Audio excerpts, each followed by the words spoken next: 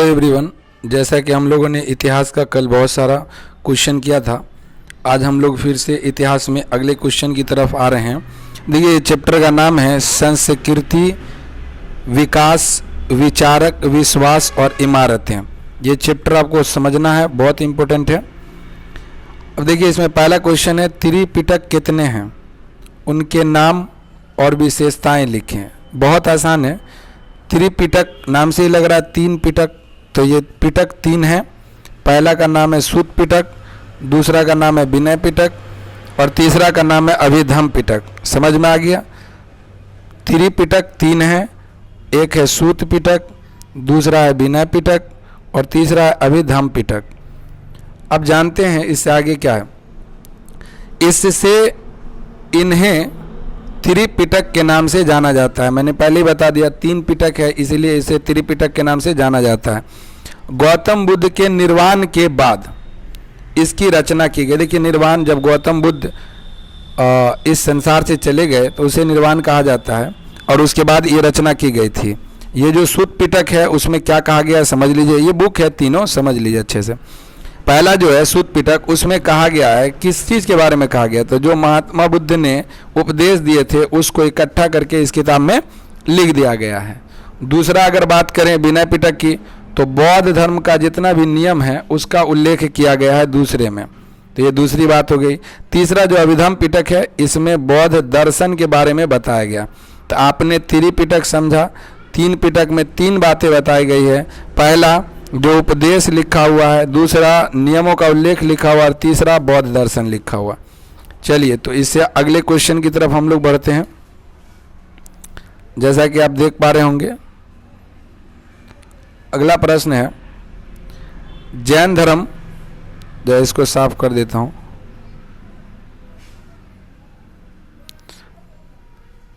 अगले क्वेश्चन की तरफ चलते हैं, क्या है तो देखिए, जैन धर्म के प्रमुख सिद्धांत कौन कौन से हैं। तो जैन धर्म आप समझ रहे होंगे कि जैन धर्म क्या होता है। जैन धर्म एक प्रकार का धर्म है जैसे बौद्ध धर्म है। तो जैन धर्म की प्रमुख विशेषताएं कौन कौन सी हैं।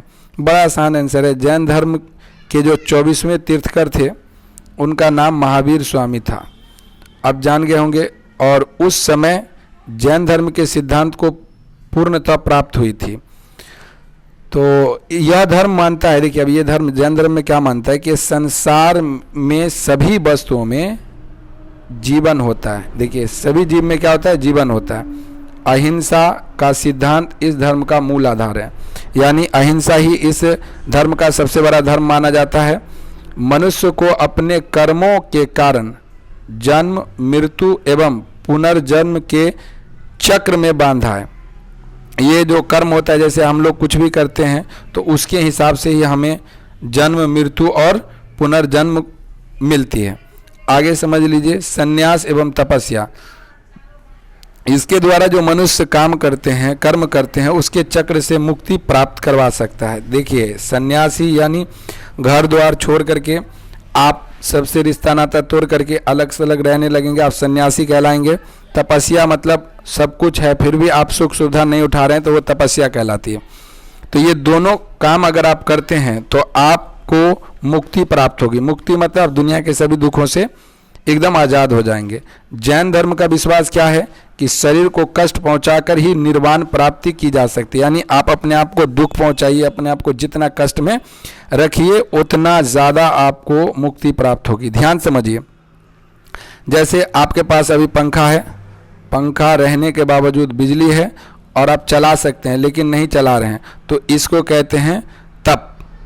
और जैसे कष्ट पहुंचाना अपने शरीर को, भूखे रखना, प्यासे रहना, ये सब तप होता है। तो जैनियों का इस तरीके का विश्वास है। इस धर्म में 5 सिद्धांत दिया गया। पहला अहिंसा, ध्यान समझ लीजिए, अहिंसा। दूसरा है सत्य, तीसरा है अस्तेय, अस्तेय का मतलब होता है चोरी न करना। असंग्रह, असंग्रह का मतलब संपत्ति को जमा नहीं करना। और लास्ट और 5वां है ब्रह्मचार्य। इसे ही महाव्रत कहा जाता है जैन धर्म में। जैन धर्म का महाव्रत आपको समझ में आ गया होगा। तो चलिए अगले क्वेश्चन की तरफ हम लोग बढ़ते हैं आगे। उससे पहले फिर से एक बार मैं रिवाइज करा देता हूं आपको कि किस तरीके से जैन धर्म में क्या क्या काम किया जाता है, क्या क्या है, क्या क्या नहीं है। तो देखिए, जैन धर्म में 5 चीज़ें प्रमुख मानी गई है। पहला तो आप, सबसे पहली बात, आप अपने आप को देखिए, समझिए कि आप किस तरीके से अपने आप को तपस्या में रख रहे हैं, क्या कर रहे हैं, किस तरीके से काम कर रहे हैं, उसको ध्यान में रखते हुए सबसे पहला और दूसरा चीज़ आप ध्यान में रखिए कि आपको सत्य बोलना है, अहिंसा, यानी आपको जो है किसी से मारपीट नहीं करना है, सच बोलना है, चोरी नहीं करना है, जन को जमा नहीं करना है, ये सारा काम आपको नहीं करना है। तो इस तरीके की बात जो होती है वो जैन धर्म के अंदर में पाए जाते हैं। ब्रह्मचार्य मतलब होता है शादी विवाह नहीं करना है, संपत्ति को जमा नहीं करना है, तो ये सब चीज़ें आपको करनी पड़ेगी। तो अब बौद्ध धर्म को अपना लेते हैं। चलिए तो अगले क्वेश्चन की तरफ हम लोग बढ़ते हैं। अगला क्वेश्चन है,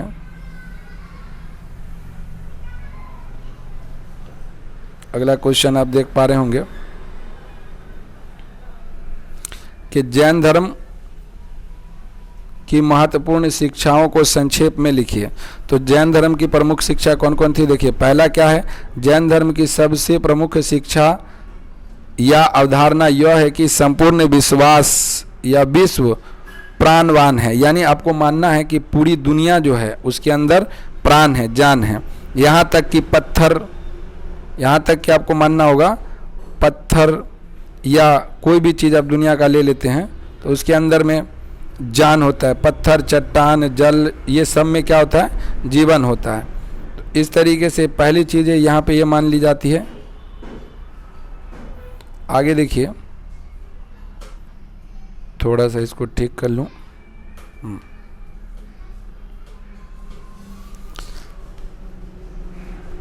चलिए फिर से आपको बताता हूँ, थोड़ी सी टेक्निकल प्रॉब्लम आ रही है। हाँ चलिए, तो ध्यान दीजिए आप लोग।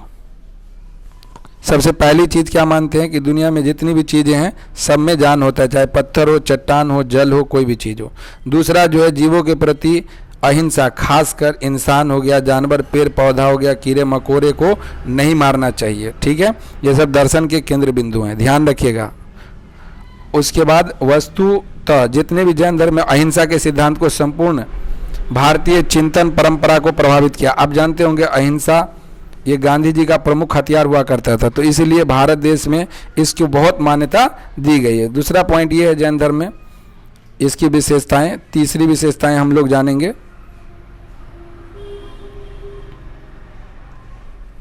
तीसरी विशेषता समझिए कि जैन धर्म में मान्यताओं के अनुसार,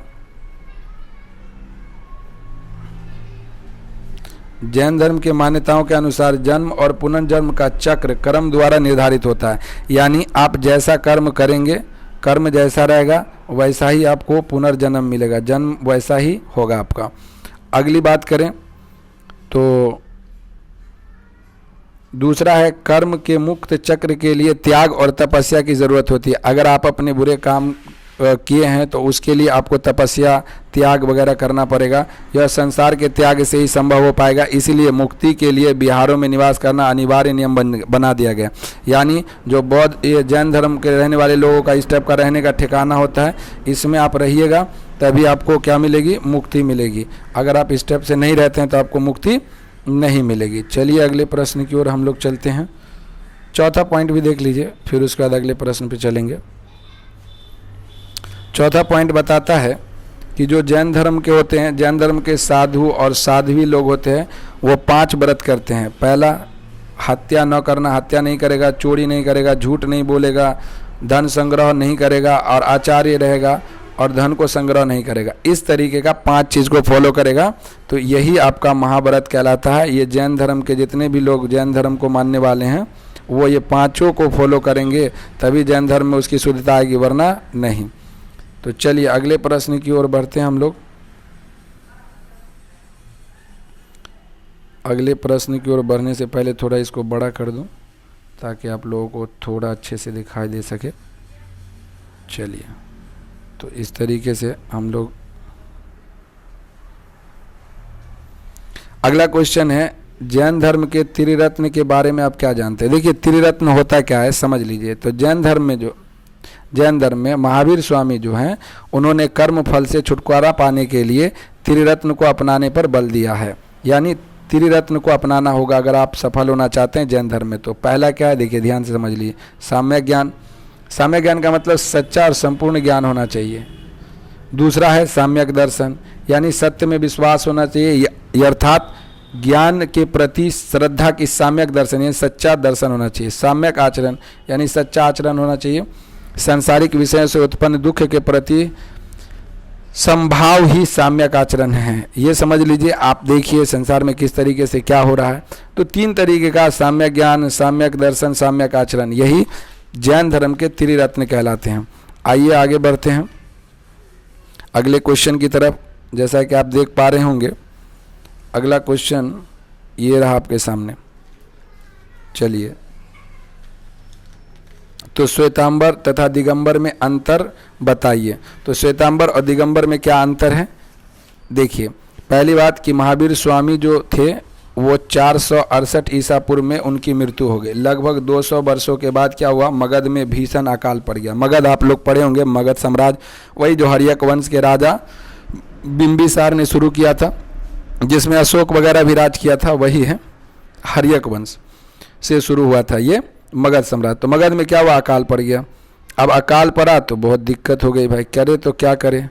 तो मगध में जब अकाल पड़ा तो लोगों को जीने के लाले पड़ गए। अब देखिए क्या होता है, फिर प्रॉब्लम क्या हुई उसके बाद। तो भद्रबाहु के नेतृत्व में कुछ जैन दक्षिण भारत चले गए और वहाँ पर स्थूलभद्र के नेतृत्व में कुछ लोग मगध में ही रह गए। तो कुछ लोग जो है स्थूलभद्र के साथ में कहाँ चले गए, मगध में ही रह गए, और कुछ लोग जैन धर्म दक्षिण भारत चले गए। यहाँ देखिए, कुछ लोग दक्षिण भारत चले गए और कुछ लोग मगध में ही रह गए। आगे क्या हुआ, स्थूल भारत के जो अनुयायी थे वो श्वेत वस्त्र पहनते थे। ध्यान से समझिएगा, स्थूलभद्र के जो मानने वाले थे वो सफ़ेद कपड़ा पहनते थे, इसीलिए उसे क्या कहा गया, श्वेतांबर कहा गया। और ये पार्श्वनाथ के अनुयायी थे, यही श्वेतांबर कहलाए। ध्यान से समझ लीजिए, पार्श्वनाथ के ये मानने वाले लोग थे, तो इसीलिए इसको श्वेतांबर कहा गया। आगे देखिए, भद्रबाहु के अनुयायी जो महावीर स्वामी के कट्टर अनुयायी बने रहे, वे नगन रहते थे। नगन बोले तो नंगे रहते थे, कुछ वस्त्र उत्र नहीं पहनते थे। तो जैन धर्म के इस सिद्धांत का सख्ती से पालन करते थे और वे लोग क्या कहलाए, दिगंबर। चलिए आपको आप बढ़िया से समझा देते हैं। देखिए, जैन धर्म 2 भाग में बट गया, एक का नाम श्वेतांबर और एक का नाम दिगंबर। तो ये श्वेतांबर जो थे वो सफ़ेद कपड़ा पहनते थे और ये जो दिगंबर थे वो कपड़ा नहीं पहनते थे। एक बात हो गया। दूसरी बात, ये लोग जो थे वो किसको मानने वाले थे, पार्श्वनाथ को मानने वाले थे, और ये लोग महावीर स्वामी को एकदम कट्टरपंथी के साथ मानते थे। तो इस तरीके से श्वेतांबर दिगंबर 2 भाग में बटा हुआ था। चलिए अगले क्वेश्चन की तरफ हम लोग चलते हैं। अगला क्वेश्चन, ये सब क्वेश्चन बहुत इंपॉर्टेंट है एग्जाम की दृष्टि से। आप लोग बिल्कुल 1 बार 2 बार 3 बार जितनी बार हो देख करके तैयार कर ले इस सभी प्रश्नों का आंसर। महावीर के उपदेशों को लिखिए। तो बार बार वही क्वेश्चन आ रहा है, देखिए अच्छे समझ लीजिए। जैन धर्म के संस्थापक थे महावीर स्वामी, परंतु जैन अनुश्रुतियों के अनुसार जैन धर्म बहुत ज़्यादा पुराना है। महावीर स्वामी के पहले भी इस धर्म में 23 तीर्थकर आ चुके थे। आप लोगों को पता होगा, ये महावीर स्वामी 24वें तीर्थकर थे, जिन्हें जैन धर्म का बहुत अधिक सेवा किया। किसने, महावीर स्वामी ने, जो 24वें तीर्थकर थे, इसकी बहुत ज़्यादा सेवा की। अब क्या हुआ, तो अब इसकी शुरुआत कैसे होती है, क्या होता है, चलिए देखते हैं। थोड़ा सा ध्यान दीजिए। वर्धमान का बचपन बड़े ही लाड़ प्यार से राजकुमारों की भांति व्यतीत हुआ। ये वर्धमान जो है वो हमारे महावीर स्वामी के बचपन का नाम है, ध्यान रखिएगा। छोटी सी उम्र से ही वे पढ़ने लिखने लगे थे। थोड़े ही दिनों में वे सभी तरह की विधाओं और शिल्पों में माहिर हो गए थे। उनका विवाह यशोधरा नामक राजकुमारी के साथ हुआ था। ध्यान समझिएगा। देखिए, ये जो थे महावीर स्वामी, ये बचपन से ही बहुत ज़्यादा, ये महावीर स्वामी जो थे ये बचपन से ही बहुत ज़्यादा अच्छे थे, पढ़ने लिखने में तेज़ तर्राक थे, और वो काफ़ी कम दिनों में ही बहुत अच्छे कारीगर बन गए थे। बहुत सारी चीज़ें बनाना आ गया था उनको, और उनकी शादी भी कम उम्र में हो गई थी, जिनका नाम था यशोधरा। नाम याद रखिएगा, यशोधरा। और यशोदा ये गौतम बुद्ध की पत्नी का नाम है, तो इसीलिए गड़बड़ी ना हो, यशोधरा इनकी पत्नी का नाम था। चलिए, तो आगे की बात फिर करते हैं। तो इनका विवाह हो गया। होने के बाद क्या हुआ, इनके जीवन में महावीर स्वामी का गृह जीवन में बंधे नहीं रह सके। वो 30 वर्ष की उम्र में ही घर छोड़ करके सन्यासी बन गए। यानी शादी विवाह हुआ, 30 साल के जब वो हो गए महावीर स्वामी, तो घर द्वार छोड़ के अपना वनवास चले गए। ये अत्यंत कठोर तपस्या किए, शारीरिक यंत्रणा, उसके बाद आत्महनन में विश्वास करने लगे। 12 वर्ष तक उन्होंने इतनी कठिन तपस्या की कि उनका शरीर सूख कर कांटा हो गया। देखिए महावीर स्वामी जो थे वो 12 साल तक, 12 वर्ष तक काफ़ी कठोर तपस्या किए, नतीजा सूख करके कांटा हो गया। जाहिर सी बात है, आप भी नहीं खाइएगा पीजिएगा तो क्या हो जाएगा, ऐसे बिल्कुल लकड़ी के जैसे हो जाइएगा, है ना। तो आगे क्या होता है इनके साथ में, जरा देखिए, ध्यान दीजिए। चलिए, तो अब देखिए क्या होता है। उनकी तपस्या के 13वें वर्ष उन्हें एक नदी के तट पर साल वृक्ष, ये बहुत इंपॉर्टेंट है, याद रखिए, साल वृक्ष के नीचे केवल यानी निर्मला ज्ञान प्राप्त हो गया। तब वे सुख दुख से सदैव के लिए मुक्त हो गए। देखिए ज्ञान की प्राप्ति का मतलब होता है सुख दुख से मुक्त हो जाना, यानी आपके ऊपर न तो दुख का कोई असर पड़ेगा न सुख का कोई असर पड़ेगा। जैसे त्यौहार आता है तो हम लोग बहुत खुश हो जाते हैं, कहीं किसी की तबीयत खराब हो जाती है अर्थात मृत्यु हो जाती है तो हम काफ़ी दुखी हो जाते हैं। तो ये सब चीज़ का प्रभाव जिसके ऊपर नहीं पड़ता है उसे हम कहते हैं इसे ज्ञान की प्राप्ति हो गई अर्थात मोक्ष की प्राप्ति हो गई है। तो इस तरीके से आप समझ सकते हैं कि ये काम होता है। चलिए तो आगे है, उसी समय वे आहार्त यानी पूज्य, जिन, विजेता, ये सब नाम है टेक्निकल चीज़, ये इतिहास में ये सब नाम आपको याद रखना है। निर्गंथ जिसको आप बंधन रहित यानी बिना बंधन का कह सकते हैं, महावीर यानी परम प्रतापी आदि नामों से कुख्यात हुए, ये सब नाम उनका दिया गया। ठीक है, चलिए आगे बढ़ते हैं। क्या है, ध्यान से समझ लीजिए। जो जैनी लोग थे, जैनी लोग कौन हुए, जो महावीर स्वामी को मानते थे उनको जैन कहा जाता है, जैन धर्म। तो उनमें प्रत्येक पदार्थ में, चाहे वो पत्थर हो, वृक्ष हो, लोहा हो, आदमी हो, जानवर हो, सब में आत्मा मानते थे। अपने ऊपर में पढ़ाई, इन सब में आत्मा होती है इंसान की तरह ही। इसी कारण वे अहिंसा पर बहुत बल देते थे, यानी आपको किसी भी चीज़ से पंगा नहीं लेना। इस बात का प्रयत्न करते कि किसी जीव को कष्ट न पहुँचे और उनकी हत्या न हो। तो समझ गए होंगे, हत्या न हो इसके लिए उन्होंने अहिंसा का रास्ता अपना लिया।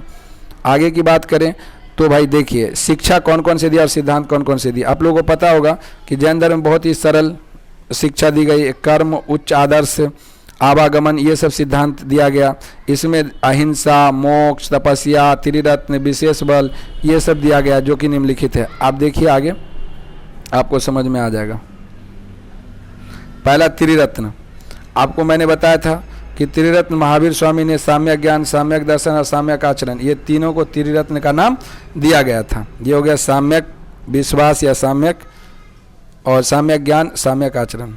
अगला है 5 महाव्रत भी दिए गए थे कि सत्य, अहिंसा, अस्तेय, अस्तेय मतलब चोरी नहीं करना, उसके बाद अपरिग्रह, धन को जमा नहीं करना, ब्रह्मचार्य मतलब आप अलग थलग परिवार के बिना आप जीवन को बिताइए।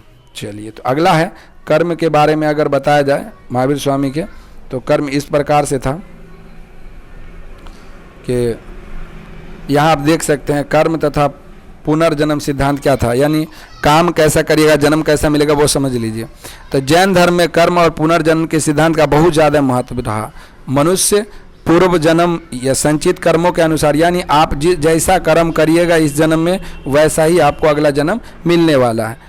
वे एक के बाद दूसरे योनि मोक्ष का अधिकार नहीं मानता था, अतः मनुष्य को सत्कर्म करके मोक्ष प्राप्त करने का प्रयत्न करना चाहिए, यानी आपको अच्छा काम करना चाहिए और मोक्ष की प्राप्ति कर लेना चाहिए, तभी आपका जीवन सफल होगा। अगला क्वेश्चन है 50 नंबर क्वेश्चन तक हम लोग डील करेंगे आज। ये 49 नंबर क्वेश्चन है, देखिए बेहतर ढंग से समझने की हम लोग कोशिश करते हैं। देखिए वैदिक साहित्य पर टिप्पणी लिखिए। वैदिक साहित्य क्या है उस पर आपको टिप्पणी लिखना है। तो देखिए वैदिक आर्य द्वारा रचित साहित्य का अध्ययन निम्नलिखित शीर्षकों के अंतर्गत किया जा सकता है, यानी वेद के बारे में आप देखिए नीचे जो लिखा गया है उस तरीके से अध्ययन कर सकते हैं। पहला वेद, तो आपको पता होगा ये सबसे पुराना ग्रंथ है। इसमें 4 वेद होते हैं, ऋग्वेद, सामवेद, यजुर्वेद, अथर्ववेद, और ये चारों वेद सबसे पुराना ग्रंथ माना जाता है। उसके बाद वेद के बाद रचना हुई ब्राह्मण ग्रंथ की। ये सब किताबें हैं, टेंशन मत लीजिए, समझिए अच्छे से। यज्ञ के विषय में जो प्रतिपादन करने वाला ग्रंथ होता था वो ग्रंथ क्या कहलाए, ब्राह्मण ग्रंथ। यानी देखिए यज्ञ वगैरह होगा, किस तरीके से यज्ञ में पूजा होगी, कहाँ पर कौन बैठेगा, किस तरीके का मंत्र का उच्चारण होगा, कैसे क्या होगा, ये सारा डीलिंग कौन करता है, ये सारा डीलिंग ब्राह्मण ग्रंथ करता है। उसके बाद आया अरण्यक। अरण्यक में क्या लिखा गया था, तो वनों और अरण्यों में रह करके, यानी जो जंगल उंगल में जैसे ये पेड़ पौधा है इस सब में रह करके, जंगल उंगल में कोई ऋषि मुनि अपना तपस्या कर रहे हैं, तो इस टाइप से जो तपस्या करेंगे तो उसके द्वारा जो साहित्य की रचना की जाएगी उसको अरण्यक कहेंगे। समझ गए होंगे आप। यानी जो लोग तपस्वी लोग होते हैं उनके द्वारा जो किताब लिखी जाएगी उसको अरण्यक कहेंगे। उपनिषद की अगर बात करें तो इसमें आर्यों का आध्यात्मिक और दार्शनिक चिंतन देखने को मिलता है। यानी आर्य लोग जो थे, आर्य मतलब ब्राह्मण लोग जो थे, उसमें किस तरीके से जो ज्ञान का अपने विस्तार किया, अध्ययन किया, दर्शन देख करके फिर जो उनको समझ में आया उस तरीके से उस समय में इतिहास लिख दिया था। अगले क्वेश्चन की हम लोग बात करते हैं और ये आखिरी क्वेश्चन होगा आज के एपिसोड का।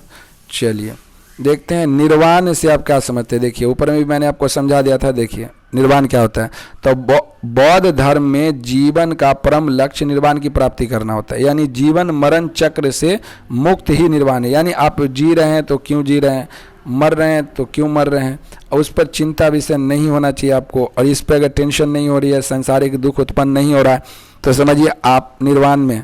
यहाँ देखिए बौद्ध धर्म के निर्वाण का सिद्धांत वैदिक धर्म के निर्वाण के सिद्धांत से पूर्णतः अलग है। यानी बौद्ध धर्म का जो ये सिद्धांत है वो वैदिक धर्म से बिल्कुल अलग माना जाता है। तो आप समझ गए होंगे कि किस तरीके से अलग माना जाता है।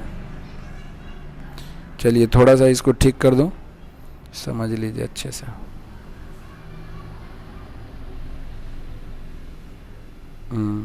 अब देखिए आप अच्छे से, तो ये जो आपको दिख रहा होगा ये निर्वाण से आप क्या समझते हैं। तो निर्वाण क्या है, बौद्ध धर्म में जीवन का परम लक्ष्य निर्वाण की प्राप्ति करना। यानी सबसे बड़ा लक्ष्य बौद्ध धर्म में होता है निर्वाण की प्राप्ति करना। जीवन मरण का जो चक्र होता है, यानी जब से आप जन्म लेते हैं तब से मरने के बीच का जो होता है उससे मुक्ति ही क्या है, निर्वाण है। तो बुद्ध धर्म में निर्वाण सिद्धांत का वैदिक धर्म के निर्वाण सिद्धांत से बिल्कुल अलग है। यानी वैदिक लोग जो मानते हैं उससे बिल्कुल ही अलग है। वैदिक धर्म का अब सवाल ये उठता है कि सर वैदिक लोग क्या मानते हैं। तो देखिए वैदिक लोग क्या मानते हैं। वैदिक लोग वे लोग होते हैं जो वेद को मानते हैं। वेद को मानने वाले को वैदिक कहा जाता है। तो वैदिक लोग मानते हैं कि कर्म अनुसार सत कर्मों से व्यक्ति में निहित आत्मा परमात्मा में विलीन हो जाती है। यानी आप अच्छा काम करते हैं उसके हिसाब से आपकी आत्मा परमात्मा में विलीन हो जाएगी। लेकिन ये बौद्ध धर्म क्या मानते हैं ये समझ लीजिए। और उनका एक और भी है वैदिक धर्म का कि और पुनर्जन्म के चक्र से मुक्ति मिलती है। और पुनर्जन्म का जो चक्र होता है यानी आपको बार बार जन्म लेने का, उससे आपको मुक्ति मिल जाएगी, छुटकारा मिल जाएगा। अर्थात मृत्यु पर ही निर्वाण संभव है। यानी आप जब तक मरेंगे नहीं तब तक आपको निर्वाण की प्राप्ति नहीं होगी। ये किसका मानना है, तो ये वैदिक लोगों का मानना है। लेकिन जबकि बौद्ध का क्या मानना है, बौद्ध के अनुसार निर्वाण इसी जन्म में प्राप्त किया जा सकता है, जबकि महापरिनिर्वाण मृत्यु के बाद ही संभव है। तो इन लोगों का मानना है महापरिनिर्वाण होगा तभी, मृत्यु के बाद ही महापरिनिर्वाण हो सकता है। लेकिन निर्वाण जन्म में ही हो सकता है जिसमें आप जी रहे हैं। लेकिन इनका मानना है कि मरने के बाद निर्वाण होगा। तो इस तरीके से ये दोनों में अपनी अपनी जो अलग अलग सिद्धांत है, सोच है, तो आप समझ सकते हैं। चलिए तो आज के लिए इतना ही। Okay bye.